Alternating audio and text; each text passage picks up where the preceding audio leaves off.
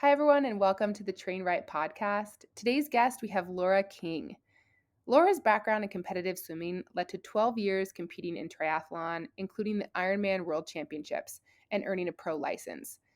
An invitation to USA Cycling's Talent ID Camp and a simultaneous job offer for a major industry position presented a fork in the road, and her decision to take the industry position and pursue racing as a passion provided the right balance of career and sport. Nonetheless, her credibility as a competitor has served Laura well in a successful career of over a decade in sales and marketing in the outdoor industry. A brief Xterra triathlon stint revealed a love of the dirt, and a mountain biker slash gravel racer was born. Though Laura still races in the pro and elite field, her heart is in getting more girls and women on the bike. The camaraderie, the satisfaction of a huge effort, and the corollary travel and experiences. It's also how she met her favorite wheel, her husband, professional cyclist Ted King, with whom she is currently spearheading Rooted Vermont, a gravel bike race in Vermont. Hi, Laura, and welcome to the Train Right podcast. How are you doing today? Hi, Hillary. I'm great. Thank you. Thanks for having me. Yeah, like I was saying earlier, we've pre-recorded this, but I'm lucky enough to be joined by you on your birthday. So happy birthday. Thank you. When the podcast comes out, it won't be your birthday, but still, this is pretty special that I get to steal some of your time today. So thanks. Absolutely. Yeah. So I'm super excited to talk with you. I have been following you for a while, actually, since I got into kind of gravel cycling. And but then most recently, actually, I had read some of your articles on the Athlete Pro Kit. It's hmm for anyone who doesn't know it, you guys should check this out. It's a really cool space for athletes and of all abilities to check out kind of like what the experts are doing and get advice on gear, nutrition, anything. And you've had this really cool collection on your profile about like fit pregnancy and kind of like the ins and outs of what it's like to be an endurance athlete and a new mom. hmm And that's what I wanted to devote this episode today to, kind of just talking about that, your experience with pregnancy. I know there's a lot of rumors around pregnancy and saying that, okay, like you have to enjoy things now because once the baby comes, you won't be able to do, and then like, start the laundry list. So I was hoping maybe you would, disprove that for our listeners, but um, Yeah. I yeah. mean, I don't know why it is that there is there can be a lot of negativity and almost fear mongering, I guess, when it comes to talking about having children. Yeah.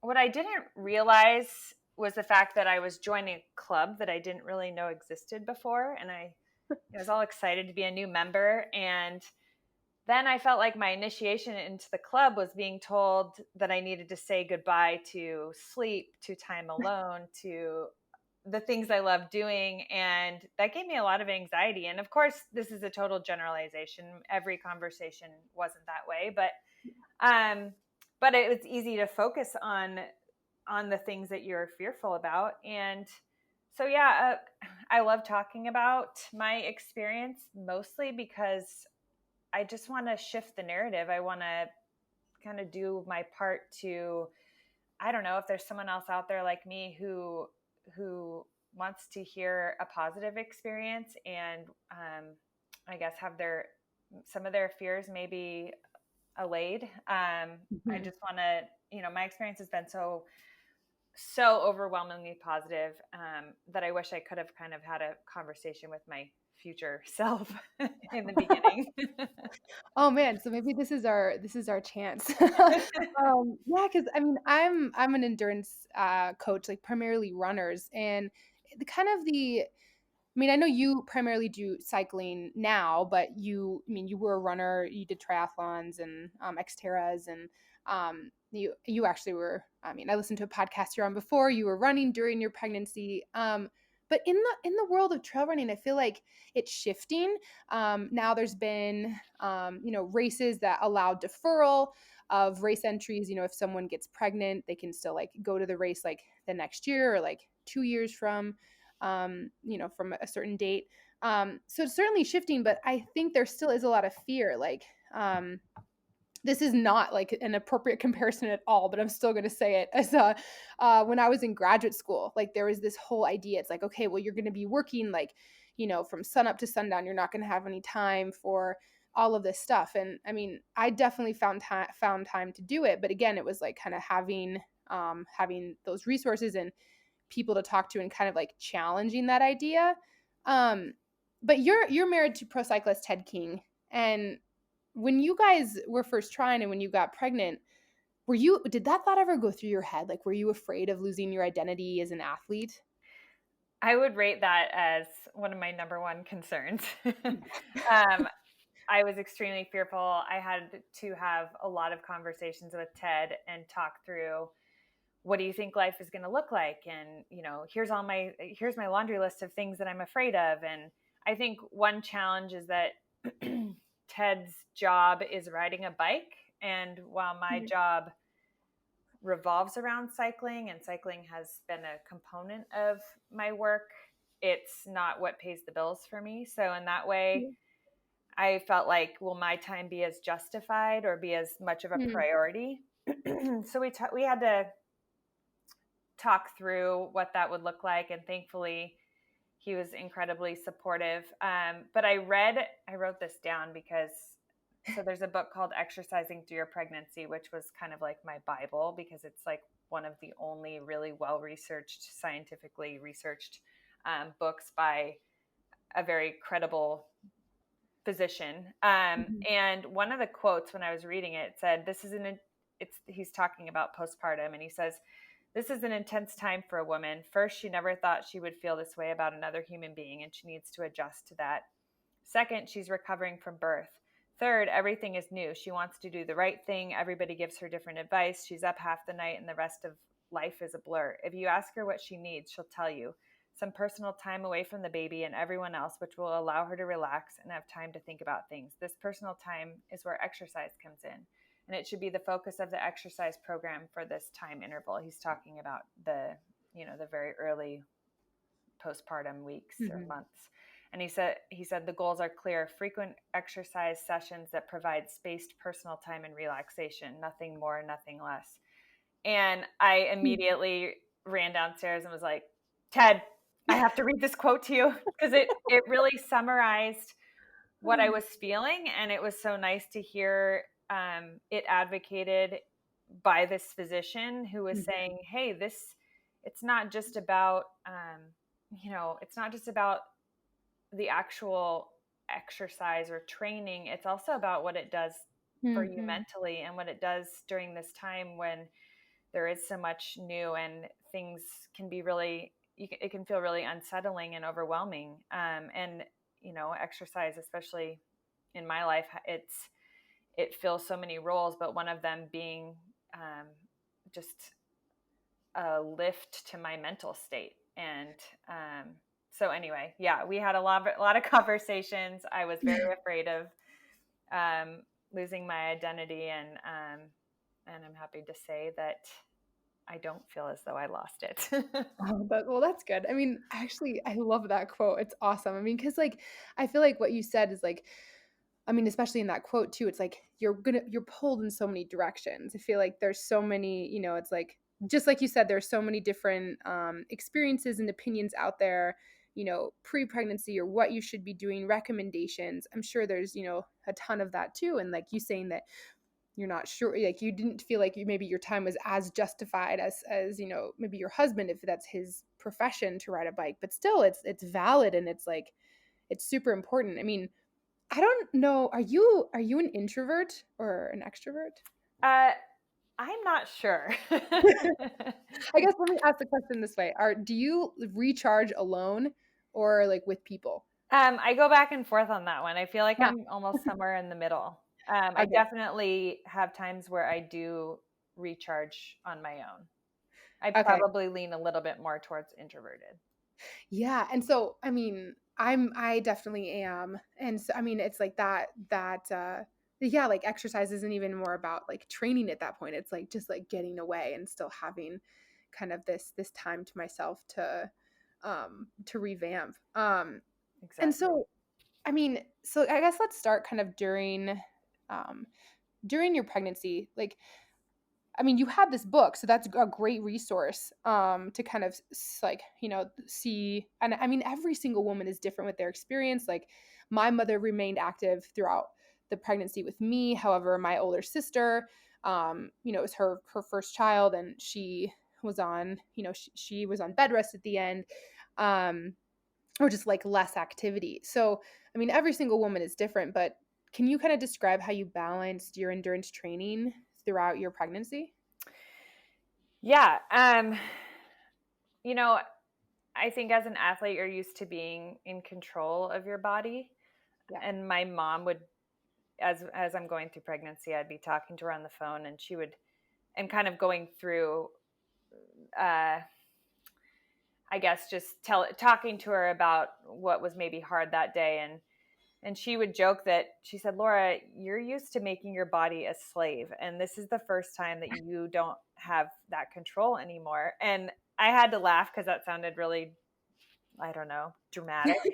But she knows me better than anyone else, and she was right. I was dealing with the loss of control, and that's a challenge. And Mhm. so while I wouldn't call my exercise during pregnancy training. I didn't have I wasn't following any sort of plan. I Mhm. was really going day by day, but being able to continue my routine was just so therapeutic for a whole host of reasons. I mean, it was my social outlet. I love meeting up with friends Mhm. to exercise. It was my endorphin fix. It was kind of my just constant when so many other things were changing. And, you know, it helped stave off nausea in the first trimester. I mean, I think Mhm. fresh air can cure a lot. So for me, a lot of times it was just um, getting out and getting that fresh air in whatever way I could. But Yeah. yeah, there were countless ways that it was really my therapy. Um, Mhm. I rode my bike around 4,600 miles during my pregnancy. Wow. And I know that sounds like a lot. I completed some endurance events that I would have considered a big endurance feat when I wasn't pregnant. Mhm. That said, I never went into pregnancy with those goals in mind. I definitely wasn't setting out to be a pregnant hero. It was literally one day at a time and a little bit of curiosity of what I might be capable of, and also mixed with a little bit of, I have a terrible case of FOMO. So my husband and I often, we travel to events together, and we usually participate in those events together, or we take part in group rides or camps. And it was really hard for me to feel like I was just going to have to sit those out. Mhm. And I mean, again, it's that community component. I wanted to also be with my community and be with my friends. And um, so I approached those events and my riding carefully. And it wasn't advised by my physician to ride a bike, but I think there's a lot. I think the decision to whether what you do during pregnancy is a whole lot more nuanced. And Mhm. um, physicians kind of, they have to be conservative in the advice that they give. And for me, it was like, I'm not going to go snowboarding while I'm pregnant because my level of skill is much lower. But for me, riding was something I feel like I had a very high level of skill in. I was very confident. I chose, what kind of bike you ride um, can play a role into making it a safer experience, or the terrain that you decide to ride, or the roads. So there are all these things that factor into whether an activity is really risky or not. So I made the best decision thinking about all those factors for Mhm. me. And it just happens that, like, I ended up riding a lot more than I thought I would. But I also, um, I think if somebody were to look at my social media, they would think that my pregnancy looked really easy and that I was just able to do exactly what I wanted to do. But on the flip side, like, I ran up until 15 weeks, and running was almost crippling to me. And I wished Mhm. I really wanted to be able to continue to run throughout my whole pregnancy, like many of the Mhm. women that I watch on social media. And I thought maybe I could just, if there's a will, there's a way. I could just make myself do it. And unfortunately for me, my like pelvis was really unstable, due to the increased laxity from relaxin. Mhm. And so I wasn't able to do that. So I do want to say the big caveat of like, yeah, I was able to do some really big rides and things that I was like kind of surprised myself that were my body was capable of. And then on the other side, there were things where I did have limitations. So a big part of it is for me was just every day kind of listening to my body. And I'd say one thing, I know people are, they don't, there's a lot of conversation out there about, how you shouldn't go hard in pregnancy. And I had days where I was able to go hard, and I didn't have anything, my body didn't, there wasn't telling me, giving me any signs that Mhm. there was anything I should be concerned about. And all along the way, my baby continued to look healthy, and everything pointed towards being fine. So, Yeah. um, yeah, I guess that would be how I approached my exercise. Yeah, I guess, no, I mean, I love that because it's like, I feel like as athletes, maybe what your mom said was right. I mean, you're used to having your body as the slave, or like, you kind of get into this weird rhythm when you're an athlete and like training for a goal. It's like kind of, I mean, in a weird way it is. It's like, so it's like an opportunity to be like nicer to it and really like listen to what it's telling you. And I think that that's like actually a really good opportunity to kind of, yeah, to listen to what your body's telling you and being like, okay, like today I can go hard. Cause I've heard that rumor before too. It's like I know certain women like their heart rates are elevated, and it's just like, your body will tell you when it's enough or not. And so learning Mhm. that skill of being able to know when it's okay to push and not is, I think, a huge lesson, a valuable one that you can take through you, even, with you even to today. Um but can I ask, what were the endurance events that you actually were able to compete in while pregnant? Well, wouldn't use maybe wouldn't use the word compete. I would say, well, Ah, actually, participate. Yes. first by like I think week 11, I did one of my favorite races here in Vermont. It's called the Vermont Overland, and it's I Mm. think 48 miles of really a kind of we call it class 4 roads. They're like pretty chunky, unmaintained, technical. It's a mixture of smooth dirt roads with technical terrain, and it has like 5,000 feet of climbing. And Yeah. I took, or I came to the start line with, I'm just gonna enjoy the ride today and see Mhm. how it goes. I wasn't really aiming to go race. I didn't think that I was necessarily even capable of that.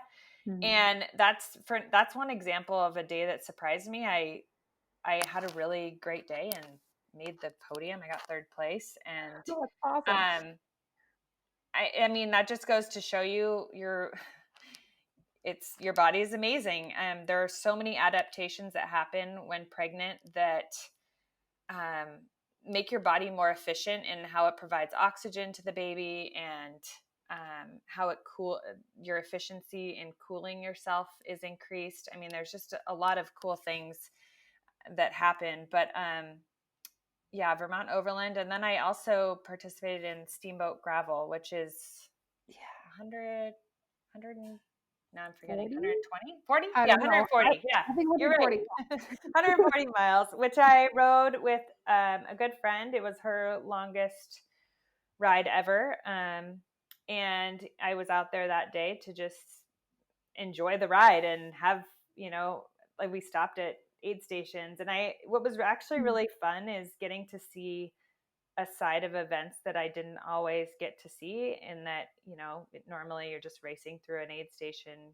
Um, I'm Hmm. often focused on like my performance, but this was just focusing on enjoying the adventure and the community out there and, other sides of the event that make it just as fun.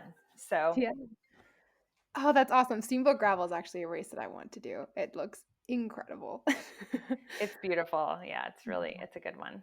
Oh man. And so, I mean, so going into kind of these, like you mentioned them a little bit, like a resource of like the book that you had, exercising through your pregnancy. What were some other resources that you used or people? Because I feel like a community is really strong. I mean, I know you happen to have someone who is pregnant kind of at the same time as you. But that's just because, I listened to some of your, but yeah, if you could kind of talk about that and if you think that that's important to kind of, I mean, you had your mom too, but any other resources or people that you relied on um, to help you out? Definitely. Yeah. Yeah. You know, resources are so limited. I mean, you mentioned the writing that I have done, and a big Mhm. part of that was just because I was hungry for information, and I felt like I wish there was more out there, and so I thought, hey, if anyone could benefit from hearing my experience, I'll put it out there. Yeah. And speaking of someone else who put a lot of great information out there, Sonia Looney, who's a professional mountain biker, I knew of her, but we really connected when she messaged me on Instagram saying, "Hey, you just announced your pregnancy, and I'm also pregnant." And we ended up just being, I think she gave birth a week after me. So we were very close, and it was, I mean, we really became friends through this process because I had someone who I felt like, oh, we have a similar mindset. We're trying to do the same things, or we love the same things. And I would often message her and just say, hey, here's the experience I'm having. Have you noticed this? Or she shared that sometimes because I'm on the East Coast and she's on the West Coast, she would see my Strava for the day and see that I'd already done a workout, and she would be motivated like, okay, Laura did it, now I'm going to get out. And it was the same for me seeing her. So we definitely were motivated by each other. And um, she did a lot of great research, and would share with me like books that she had read and things that she had learned from her medical professionals. So yes, that was really great. And then I think I kind of stalked a lot of athletes online, for like professional athletes who had gone through the details of their experience. And because I just was, like any information, like reading about what they were able to do was helpful for me. And yes, everybody's experience is so different, but I think there's there sometimes can be fear around what the exercise that you're able to do just because there's so little research. And so it was nice to see, okay, well, this person was able to do this, maybe I can too. I love that. I mean, so the coach that I work with, like, I mean, he's a guy, but we talk openly about kind of, and all of these things. He actually primarily coaches like mostly women, and one, so all of us are different ages, but we talk openly about kind of our experiences. I mean, whether it's that some who want to have a baby or have already had a baby, like what that's like tracking your cycle and all of like your hormone levels. And I think it's just like even though we're all like N of ones, Hmm. it's really important to be able to talk with others about this and like, okay, like this wasn't the exact same, but it was quite similar. Like I'm such a scientist, so I love that kind of comparison data. For sure. Yeah. No, community. I mean, for me, it actually opened up a community on Instagram. So Sonia wasn't the only one. I ended up having especially through my writing, other people reach out, and Yeah. there were so many moms or who became moms around the same time as me, and we've kind of like continued our discussions, around like what are babies doing? When did your I just had a friend reached out like, when did your baby start talking? When did she start rolling over? And Mm. just being able to share information with people who we feel are like-minded. And it's been a neat, social media can be positive and negative, but that's one huge positive that has come from it. Yeah. Oh, that's great. And so, I mean, just like to plug that again, it's theprokit.com. It's Laura has on her profile like some really cool collections, and a lot of her writing, if not all of it, you can correct me if I'm wrong, is on there. Like Fit Pregnancy and Motherhood. There's a ton of good resources there. You're correct. And so I guess this is circling back to this. I mean, if you were to talk to your old self, or if you kind of had one piece of advice, a piece of advice that you wish you had during pregnancy, that you could pass on, what would that be? I have a friend who's currently 40 weeks pregnant, and a couple weeks ago she reached out to me. She sent me a message and she said, "Hey," I'm going to read it to you actually. It said, "I've had Mhm. so many people tell me you shouldn't do that or that's unsafe. And I've had major guilt about being on the bike, so I haven't. I just want to say thank you for being a positive light when it comes to doing what is best for you and your family. My mental health has suffered so much from feeling isolated because of COVID and pregnancy.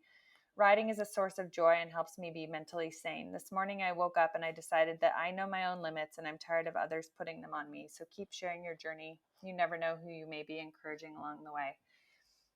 And Hmm. I, yeah, I was like, that was really nice that she thought to write that. And I think that's the advice I would give, is to trust your gut, that you know your own limits, and that no one cares about the well being of your child more than the mother.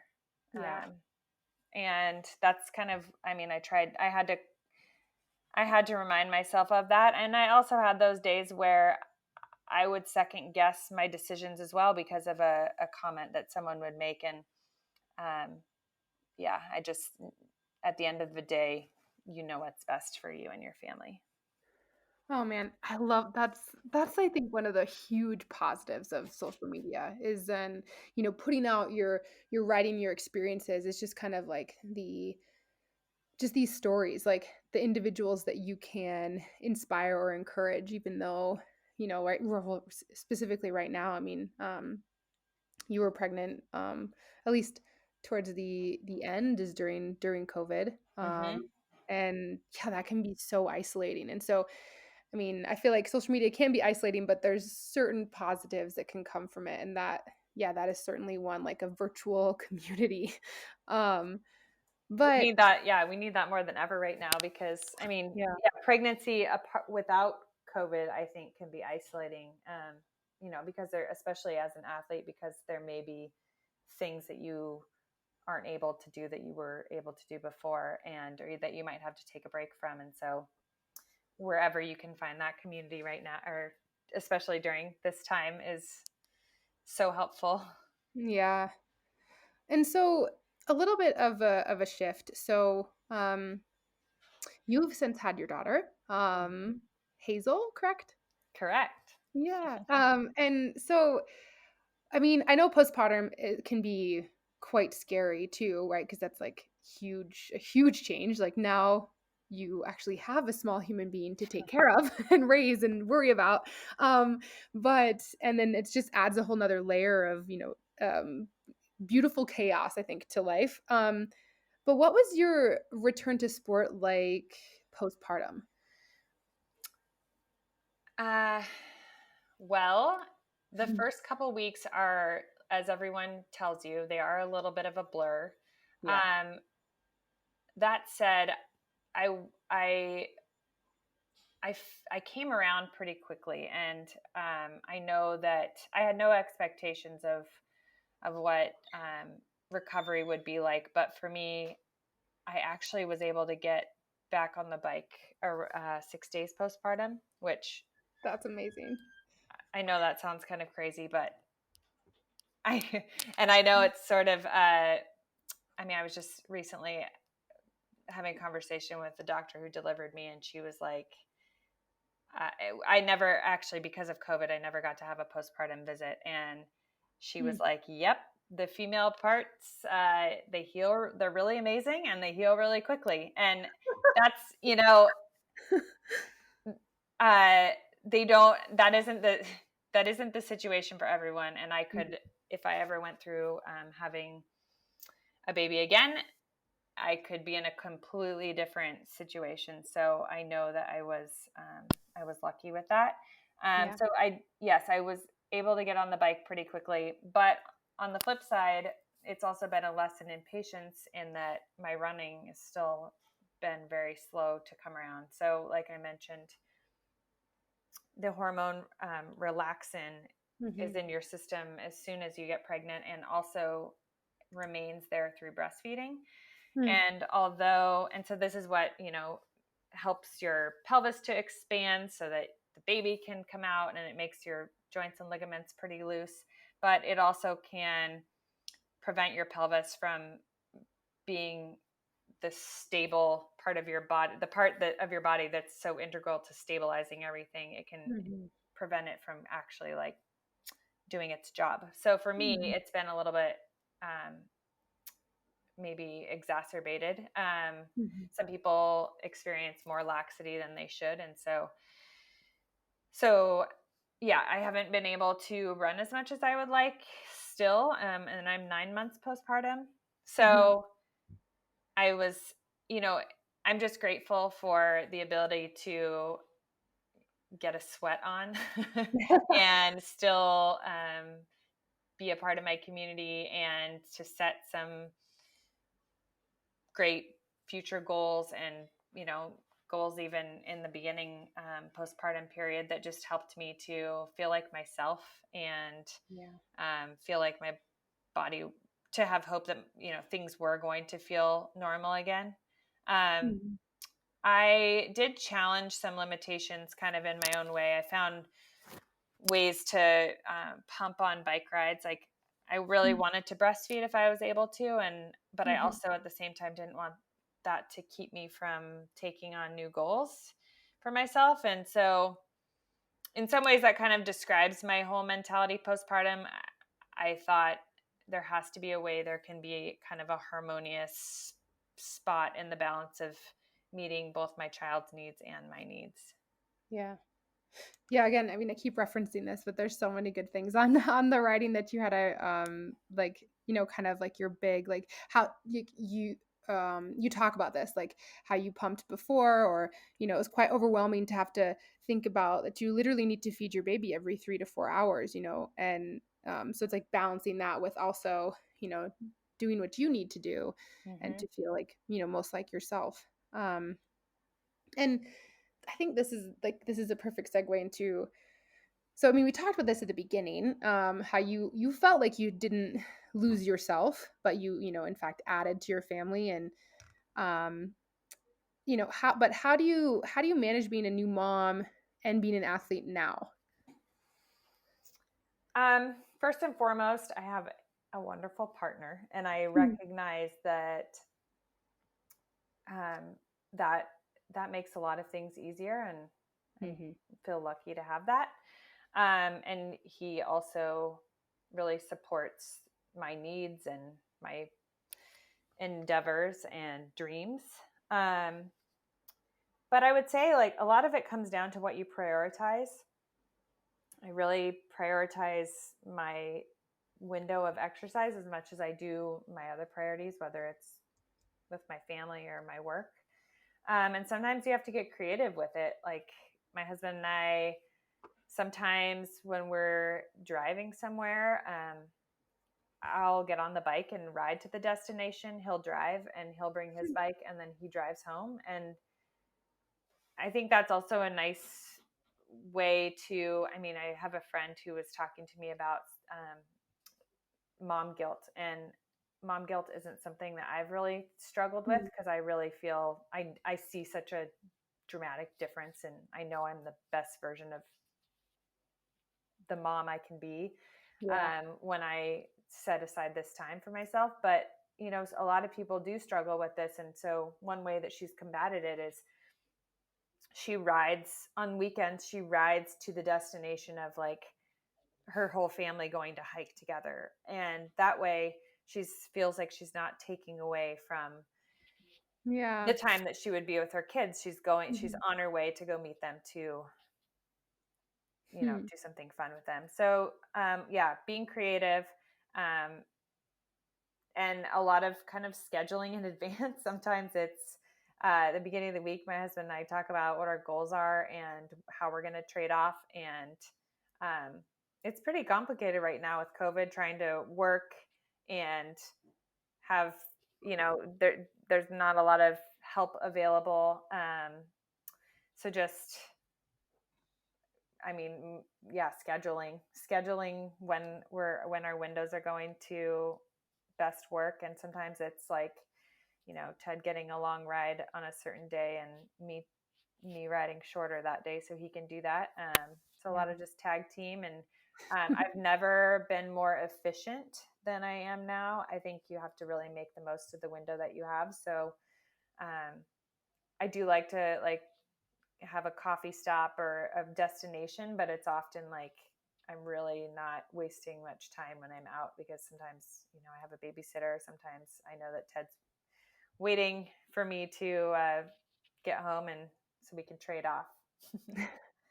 I love um, the ultimate, like, yeah, it's like a team. I mean, I think it's all about, yeah, like the community. I see some of my friends who have kids, and it's like a well-oiled machine. It's like the handoffs. It's like it reminds me, this is again a bad analogy, but like an aid station of just like, okay, like get in, get out, let's go, let's do this. and that's exactly what it is. And Ted's had some of the same comments.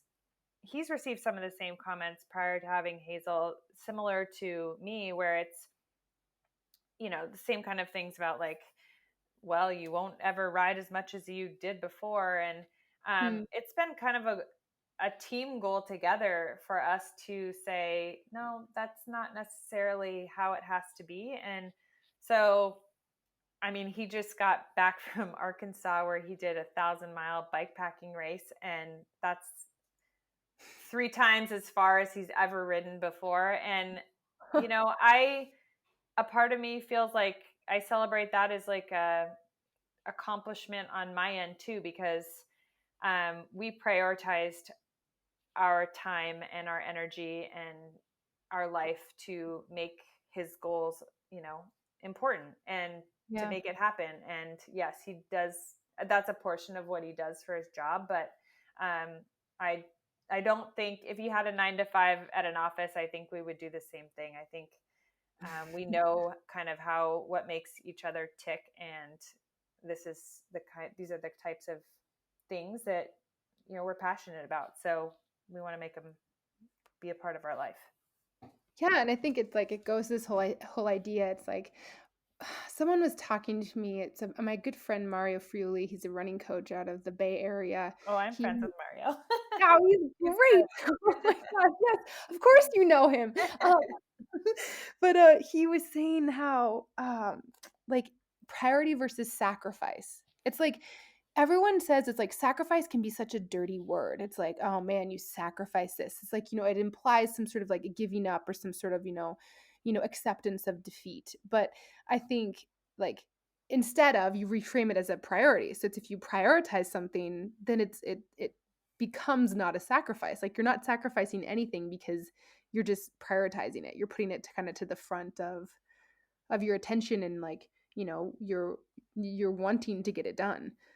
I love that. A lot of it is, yeah, it's how you kind of frame it mentally. It doesn't have to be a sacrifice. Yeah. And so has this are you inspired to kind of like, we talked about this briefly just in some of the emails we exchanged, but these, like, I forget how you said it. It's like a big hairy supreme. Audacious goal. Yeah, that's it. I knew it had hair in it somewhere. A But BHAG. yeah, that's it, BHAG. Do you have any of these kind of like that's been, you're super inspired to kind of go get after, since you're so efficient now?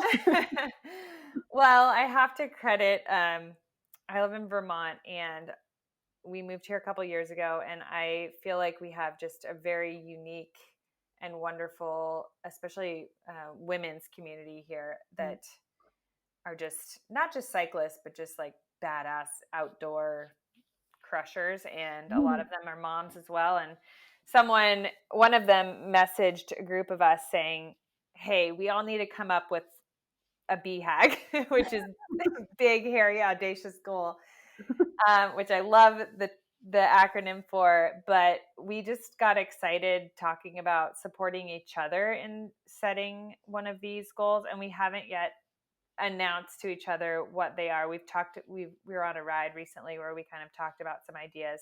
I have an idea, and it's so, for me, such a big, hairy, audacious goal that I'm actually even scared to say it, but because I'm not really sure I can do it. But Ted, he kind of set a bike packing route in Vermont. It runs from the northern border of Vermont to the southern border. He called it Vermont XL, and it's, I think, 310 miles. And he set an FKT while doing it, and it includes all kinds of terrain, some fast packed dirt, and some really slow, chunky dirt. It took him around 21 hours, so it would take me a whole lot longer than that. But I am intrigued, and it's in our backyard. And if I think especially it kind of depends on what happens in this COVID age, if we can return to events or not. But that is one thing that is currently intriguing me. Oh, that's awesome. I love it. I mean, it's just kind of goes to show it's just like no matter what, um, to always keep dreaming and always have these goals because they're kind of what propel you forward and create the best version of yourself. At least I think. Exactly. I agree. Um, and so kind of just to my final question to you, kind of this best advice thing again, like, your wiser self, but more towards kind of just our broader audiences, like what is your best advice for an active woman who's looking to expand her family and, face these fears of, what everyone says about like losing herself or having to give up certain things?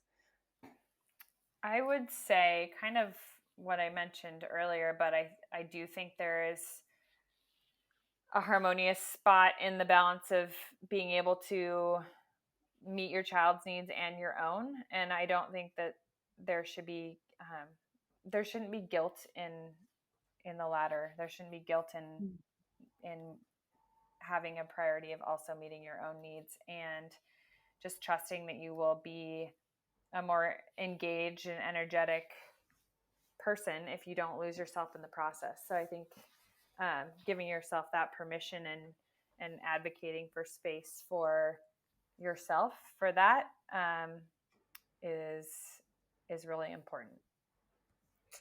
Yeah. Well, that's really well put. Well, I just wanted to thank you again, Laura, for being on. It was such a pleasure to talk to you. And again, happy birthday. Thanks for sharing part of your special day with us. Thank you so much. My husband just brought me a cocktail in, so I'm going to start celebrating. Cheers. Yeah, that's perfect. Cheers to you. Thank you so much.